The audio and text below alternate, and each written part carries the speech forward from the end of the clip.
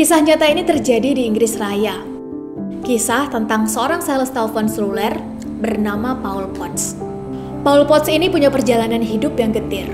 Sedari kecil, dia sering dibully oleh teman-temannya karena badannya yang gendut, juga karena dia punya selera musik yang tidak umum, yaitu opera. Bahkan dalam biografinya diceritakan bahwa dia pernah mengalami pelecehan seksual juga.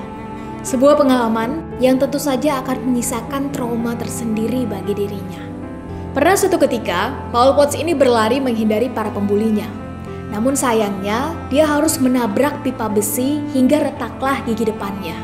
Ya, akhirnya karena kombinasi yang ekstrim itu, dari mulai badannya yang gendut, selera musiknya yang tidak umum, dan bentuk giginya yang retak tidak sempurna lagi, maka Paul Potts menjalani masa mudanya dengan terus menjadi bahan bulan-bulanan, ejekan, dan bulian bagi teman-teman dan lingkungannya.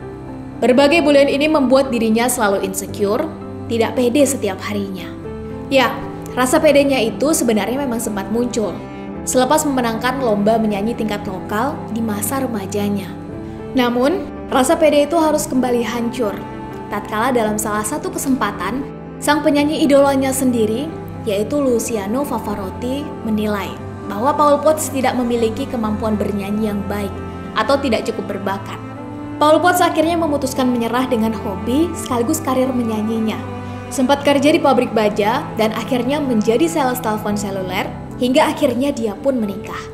Namun, cerita membanggakan seorang Paul Potts justru muncul di usianya yang ke-36 tahun, di mana dia diyakinkan oleh istrinya untuk mengikuti sebuah ajang pencarian bakat, yaitu British Got Talent seri pertama.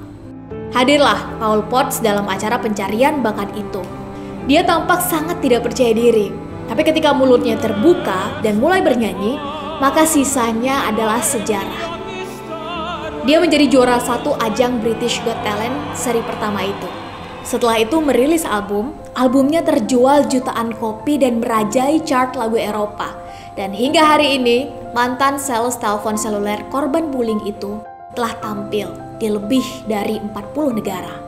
Dari kisah dramatis Paul Potts ini, setidaknya kita bisa belajar satu hal, bahwa tidak ada kata terlambat untuk sebuah pembuktian.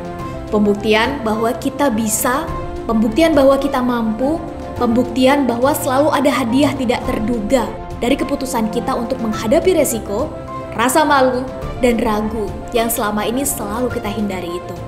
Siapapun berhak menjadi apapun, sepanjang dia mau memperjuangkannya dan tidak pernah berhenti mempercayainya. Perjalanan berliku Paul Potts sudah cukup mengajarkan kita tentang semua itu. Semangat selalu untuk kita semua.